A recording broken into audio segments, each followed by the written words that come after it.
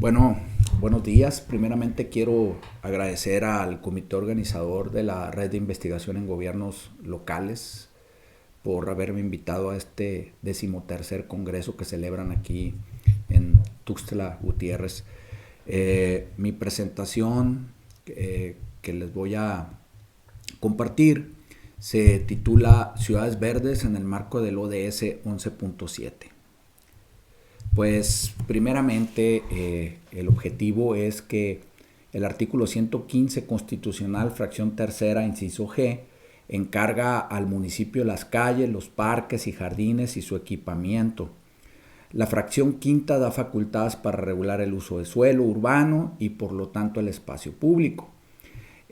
Curiosamente, el otro día investigando aquí para la ciudad para el caso de la ciudad de Hermosillo, me encuentro sin querer que en Hermosillo desde 1967 el manejo y cuidado de los parques urbanos pasa al municipio, ¿no? Antes era facultad del gobierno del estado, ¿no? Entonces, pero el artículo 115 constitucional ya establece esta responsabilidad a los gobiernos locales. ¿Qué tenemos? Las ciudades en general tienen una escasa oferta de espacio público en cantidad y calidad, específicamente en el mantenimiento del ecosistema urbano y el justo acceso a los servicios ambientales que estos proveen. Es decir, nosotros, o las ciudades más bien, tienen vegetación, tienen lo que conocemos como el ecosistema urbano por los servicios ambientales que estos brindan a todos los ciudadanos, ¿no?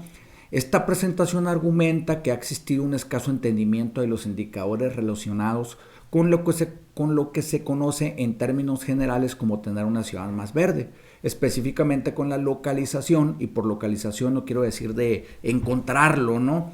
sino de aterrizarlo en una ciudad, ¿sí? La meta 11.7 y sus indicadores que no se comprenden con claridad, como se puede. Entonces yo digo, bueno, ¿cómo se puede alcanzar una meta sin conocer qué es lo que se quiere lograr, ¿no?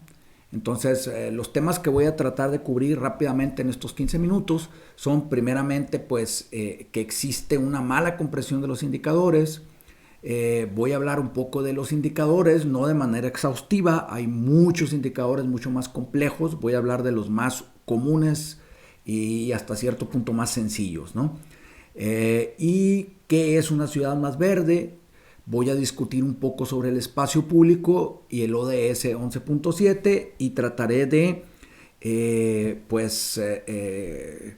cerrar con algunas conclusiones, ¿no? Bueno, primeramente, existe una tendencia mundial, nacional y subnacional a urbanizarse. Esto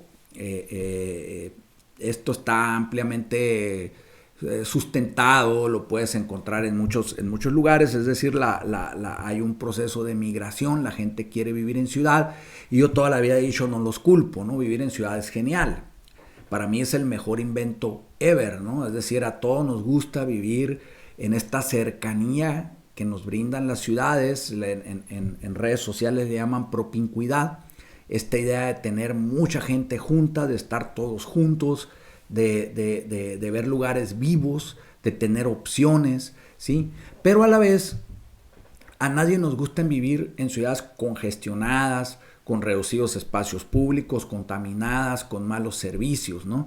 Y como ya lo mencioné anteriormente, pues es responsabilidad de los gobiernos locales esto, y actualmente muchas de las soluciones a esto se le llama soluciones basadas en la naturaleza, ¿no? En pocas palabras, yo lo sintetizo como pues en cómo proveemos y mantenemos un buen ecosistema urbano, ¿no? Entonces los indicadores no los entiendo. No, yo nunca he culpado a las personas por no entender los indicadores, ¿sí? ¿No? Porque tienen un marco conceptual complejo y multidisciplinario. Simplemente voy a mencionar algunas de las disciplinas aquí, ¿no? Todas estas disciplinas tienen el adjetivo de urbano, se los omití. Por ejemplo, la geografía, que habla del espacio urbano en 2 o 3 dimensiones, ¿no?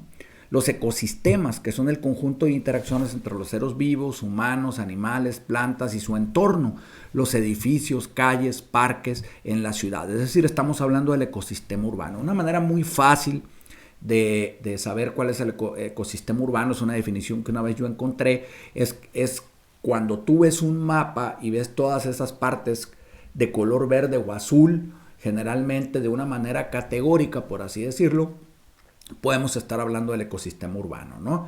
Pero otra disciplina también que ha venido ganando uso en lo que es el estudio de las ciudades es la sensoría remota. Y la sensoría remota pues tiene mucho que ver con las propiedades de la luz, con las propiedades del espectro electromagnético de la luz, y tiene todavía un argot mucho más complejo, ¿no? Entonces, relacionado con imágenes de satélite y principalmente con una medida que se utiliza mucho, que es el índice de verdor o NDVI, ¿no? NDVI, ¿no? Entonces, es una de las medidas más utilizadas. La sensoría remota se ha venido usando cada vez más porque resulta muy complejo, muy costoso poder hacer estudios observacionales, estudios de campo o estudios a detalle. Las imágenes de satélite, que cada vez están más disponibles para todos y de manera gratuita, pues nos brindan una herramienta valiosa, ¿no? Para darle seguimiento a los ecosistemas urbanos. La dasonomía urbana, que estudia el manejo de los árboles y los bosques dentro de las ciudades. Todas estas disciplinas tienen un marco conceptual muy complejo, muy especializado, y todas estas son las que suelen estar respaldando muchos de los indicadores que se utilizan para el establecimiento de políticas públicas y metas de mediano y largo plazo, ¿no? Entonces, bueno, el reto es explicarlos y comunicarlos a la ciudadanía y al político que ocupa una posición de gobierno. Entonces, yo me he dado a la tarea, esto es un poquito, no voy a presentar los resultados de un estudio, más bien esto es un proceso de aprendizaje, es decir, es lo que yo he venido aprendiendo a través de 10 años de estar estudiando el tema de los ecosistemas urbanos, del bosque urbano, y a la vez es un poquito anecdótico en el sentido de que yo brindo algunos ejemplos. Por ejemplo, aquí en la ciudad de Los Ángeles, la ciudad de Los Ángeles indica que, o sea, toma como un proxy del indicador 11.7 el área de los parques total, ¿sí? Como indicador del ODS 11.7.1. O sea, quiero aclarar nada más que si en una de las ciencias se utilizan más los proxies, es decir, variables que asemejan una dimensión que no se puede medir directamente, es en las ciencias sociales y políticas. Entonces yo estoy ampliamente familiarizado. Alguien podrá decir, bueno, el área de parques total, ¿sí? Es un indicador que está relacionado o nos habla de lo que es el ODS 11.7.1, ¿no? Entonces ahí estoy totalmente de acuerdo. Bueno, aquí tenemos otro ejemplo. Por ejemplo, es el área verde como porcentaje del polígono urbano como indicador del ODS 11.7.1 lo tomé del Implan Torreón, Coahuila, ¿no? Entonces, aquí tengo otro ejemplo. Por ejemplo, aquí están hablando del bosque urbano y dice, según la información del Ayuntamiento de Hermosillo, debería haber en las colonias por lo menos 10 metros cuadrados de árboles, pero en algunos casos apenas se alcanza 4 metros cuadrados, por lo que el déficit es del 60%, ¿no? Aquí también, en una especie como de mala interpretación, pudiera yo decir cantinfleo, también no se comprenden, básicamente se están mezclando varios aspectos de los indicadores, ¿no? Entonces, también es una petición donde para que Hermosillo aumente en un 6% por lo menos, para que Hermosillo aumente de un 6 a por lo menos un 50% de superficie con árboles endémicos de la región. Aumentar las áreas verdes de Hermosillo, Sonora, de un 6 a un 50%, ¿no? Aquí también se están mezclando áreas verdes, cobertura vegetal, composición florística. Entonces fue publicado en el sitio Change.org y pues obvio no se demerita la buena intención del que lo comparte, ¿no? Simplemente lo único que digo es que los indicadores que menciona o la manera en la que estos se redactan pues no hacen sentido alguno, ¿no? Entonces, indicadores. Los indicadores sirven para monitorear el progreso de las metas que se alcanzan en el mediano y en el largo plazo. Un indicador muy común que yo creo que lo puedes encontrar desde finales en documentos, ¿no? Por ahí en Google, en las búsquedas de Google, lo puedes encontrar citado ya desde finales de los 70. Es uno que es atribuido a la Organización Mundial de la Salud, que dice que debe de haber 9 metros cuadrados habitante por habitante, ¿no? Este umbral, este nivel varía. En algunas veces dice 10, algunas veces dice, lo he visto como 14, como 12, etcétera, ¿no? Pero básicamente es eso, es área verde por habitante, ¿no? Entonces, en este sentido, el Boletín Oficial del Gobierno del Estado de Sonora reforma y adiciona diversas disposiciones de la Ley de Equilibrio Ecológico y Protección al Ambiente de Sonora, y ahí marca específicamente que los municipios en coordinación con el Estado garantizarán la existencia de una proporción de 10 a 15, fíjense, metros cuadrados de área verde por habitante, ¿no? Entonces, digamos que esto es texto de ley vigente aquí en el Estado de Sonora, ¿no? Yo el otro día me puse a hacer un análisis para la ciudad de Hermosillo otra vez y encuentro una amplia diversidad de estimados para este mismo indicador.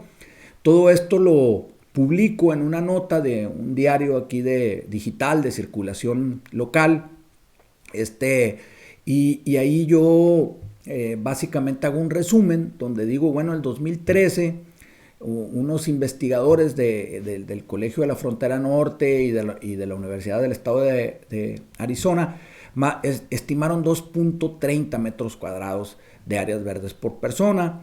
Después Implan, el año 2014, menciona que había 6.19. Después Bernard Grijalva, una alumna que yo dirigí aquí en el Colegio de Sonora, estimamos nosotros 3.08 metros cuadrados. Y finalmente, si siguen por ahí, el año 2022, el Ayuntamiento de Hermosillo, en el Plan de Desarrollo Municipal, sugiere incluso que hay 12.45 metros cuadrados, ¿no? Entonces, no hay una convergencia tan siquiera cercana de cuánta área verde por habitante tiene Hermosillo, ¿no? Entonces, es decir, esto no es más que un ratio, pues es simplemente en el numerador pones los metros cuadrados de área verde y en el denominador pones lo que es la población. En la población pues no hay mucho que discutir, puedes usar la INEGI o la de la Comisión Nacional de Población, la proyección. El problema está en el numerador, que las metodologías que se utilizan para estimar estos metros cuadrados de área verde pues son muy diversas, ¿no? Incluso a mí me tocó participar hace tiempo con algunos colectivos ambientalistas que estuvieron teniendo reuniones con un diputado aquí del Congreso local de Hermosillo, en el que se le estaba manifestando pues que esta área verde solamente hacía referencia a áreas de parque, ¿no? O áreas que cumplían, que si bien tenían vegetación, cumplían o tenían mobiliario urbano para que los seres humanos pudieran, digamos, usar estos espacios, ¿no? Y esto llevó también a una reforma en la Ley de Ordenamiento Territorial y Desarrollo Urbano del Estado de Sonora, donde especifica, ¿sí?, que los camellones, banquetas y glorietas desprovistas de infraestructura social, bancas, andadores, juegos, deben quedar excluidas de este indicador, así como aquellas áreas no accesibles a toda la población como club deportivos privados, escuelas, universidades y lotes baldíos. Es decir, a algunas personas quizás, no quiero pensar yo que queriendo inflar el indicador, pues simplemente agregaban toda esta superficie verde que en realidad no está accesible para su uso directamente para el ser humano. Ojo, toda la vegetación urbana brinda un servicio ambiental, toda, ¿sí? Pero nosotros hemos discutido mucho que el indicador de área de metros cuadrados por habitante, pues básicamente hace referencia a aquellos espacios que se dedican para uso recreativo, para uso directo de esta vegetación, ¿no? O de estas áreas verdes, ¿no? Y que no necesariamente estos lugares tienen que tener un 100% de cobertura vegetal, ¿no? Es decir, aquí en la ciudad de Hermosillo más o menos anda por alrededor del 27% promedio, ¿no? La cobertura vegetal de los parques, ¿no? Más verde. Al final todos queremos una ciudad más verde, ¿no? Yo me di a la tarea, por ejemplo, de buscar cuántos árboles se habían plantado en Hermosillo en los últimos 26 años, de 1997 al año 2022, en base a estar revisando los informes de gobierno anuales de 9 presidentes municipales. Y yo sumé todo lo que habían registrado ahí y dio 764,149 árboles que se han plantado en todo ese periodo, ¿no? Entonces, recientemente, hace unos días, esta administración declaró que iba por la meta de sembrar 300,000 árboles para Hermosillo, ¿no? Entonces, es un poquito para que lo pongan en perspectiva de qué tamaño es la meta, ¿no? No especifican exactamente en cuánto tiempo. A mí se me hace realmente muy poquito tiempo, 3 años, para sembrar 300,000 árboles en base a los esfuerzos que han hecho otras ciudades o en base a los ejemplos de otras ciudades. Se me hace un esfuerzo muy, muy grande, ¿no? O sea, entonces, una imagen vale más de 1000 palabras, ¿no? ¿Qué es lo que está pasando aquí en Hermosillo? Efectivamente, estamos perdiendo mucha de la masa forestal. Aquí vemos una imagen del 2019 al 2023.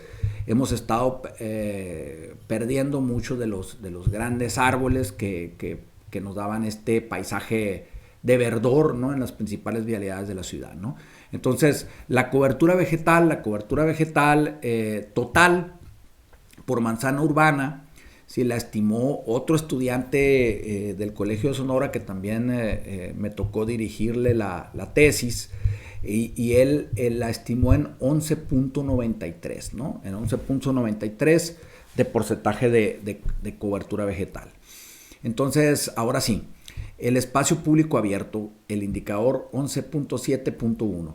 Entonces, otro estudiante que tuve de doctorado, el doctor Juan Carlos López Torrero, a él le tocó estudiar de cerca este indicador, el 11.7.1, y al final del día nos venimos dando cuenta que este indicador no precisamente habla de áreas verdes. Es decir, la gran mayoría de las personas suelen rápidamente relacionarlo con áreas verdes. Es decir, el indicador 11.7.1 o 11.7 habla de las áreas verdes. No necesariamente. Nosotros nos dimos cuenta que habla más que nada del espacio público abierto. Y en este espacio público abierto lo compone de dos: de espacio público abierto propiamente, pero también incluye calles, también incluye las calles, el espacio dedicado a las calles. Y la ONU Habitat recomienda asignar en promedio de 45 a 50% del espacio de suelo urbano a calles y espacio público abierto, ¿no? Y todavía lo divide más, dice del 30 al 35 para calles y aceras, y del 15 al 20% para espacio público abierto. Es decir, aquel espacio público que está abierto para el uso de las personas, pero que no es una vialidad, que no es una calle, ¿no? Entonces yo me dediqué y yo me puse a buscar y pues la Organización de las Naciones Unidas Hábitat sí tiene una metodología perfectamente validada y establecida para sacar este indicador. Pero buscando un poquito yo me di cuenta de que hay algo que se conoce como el mapa de Nolli, que es, digamos que sería lo ideal, ¿no?, para sacar el espacio público. Nolli era un topógrafo, creo que es Giambattista Nolli, era un topógrafo al que le pidieron que hiciera un mapa de Roma y lo hizo detalladamente, pero él usó colores, una escala de blanco a grises para, digamos, indicar si un lugar era público, en blanco, o era un lugar privado, o si era un lugar, vamos a llamarle semipúblico, ¿no? Entonces, bueno, dije yo, voy a usar esa metodología. Aquí, por ejemplo, hice un ejemplo, que en realidad es una privada, es una cerrada, si cerrada Vía Lourdes, en donde pues yo vivía ahí, yo la conocí. Entonces, pude yo más que nada detallar cuál era el uso de cada uno de los espacios. Entonces, ya después de sacar todas las cuentas, sale ahí un déficit del 6.26%, que equivale más o menos a 3,000 metros cuadrados de espacio abierto, ¿no?, que le vendrían faltando a este ejemplo, por así decirlo, ¿no? Entonces, bueno, pues el suelo urbano, que será espacio público abierto, tiene un alto costo de oportunidad. Aquí pongo, por ejemplo, esta lista de precios del suelo por metro cuadrado, que la tomé así de las redes sociales, y da un ejemplo más o menos, una idea, ¿no?, de lo que vendría siendo el costo de oportunidad. Muchas veces este costo de oportunidad lo pueden traducir en viviendas que no se hacen, ¿sí? Y en este caso sería 20 viviendas de 126 metros cuadrados que dejarían de hacerse para dejar este espacio público, ¿no?, que es el que sugiere la Organización de las Naciones Unidas Hábitat, ¿no? Entonces yo me puse a buscar si oficialmente ya se había estimado este indicador. Entonces se tiene un proxy muy grueso para el ODS, indicador 11.7.1 a nivel entidad federativa. Para las 32 entidades federativas, dice la proporción media de la superficie edificada de las ciudades que se dedica a espacios abiertos para uso público de todos. Y ellos marcan un promedio de 6.54%, con un rango entre el 3.54 y el 15.28. Debo aclarar que es muy grueso aquí el proxy que usan, y debo también aclarar que no incluyen las calles. Las calles son importantes. Dirán ustedes, pues, ¿qué tiene que ver las calles? No, bueno, pues se supone que entre más calles, entre más, digamos, densa sea la matriz de calles de un determinado espacio, pues mayores son las probabilidades, mayor sería la caminabilidad que hay, ¿no?, para las personas dentro de ese lugar, ¿no? Entonces, pero también encontramos por ahí que la ONU Habitat el año 2021, más bien el año 2020, aplicó la metodología a 23 ciudades de México, ¿no?, sin incluir Hermosillo.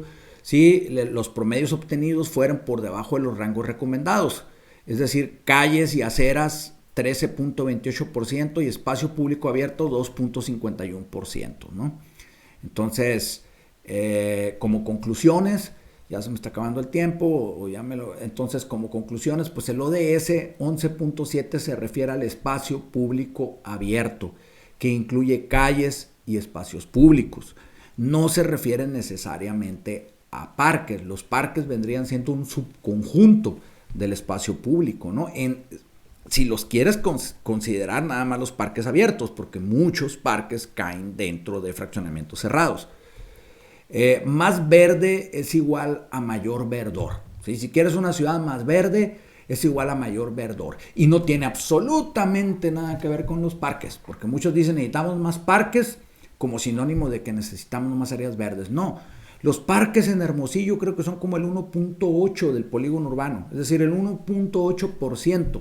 Entonces, si los pones todos verdes los parques, te los llevas del 27% de cobertura vegetal al 100% de cobertura vegetal, pues no estarás modificando más que el 1.8 de toda la superficie urbana, ¿no? Entonces, más verdor es igual a más NDVI, que es el índice que se saca con sensoría remota para estimar el porcentaje de suelo que está cubierto por vegetación con material fotosintéticamente activo, es decir, vegetación viva. Y esto viene a dar un proxy de lo que es la cobertura vegetal, ¿sí? Entonces la cobertura vegetal en espacios verdes, esa es la que nos interesa.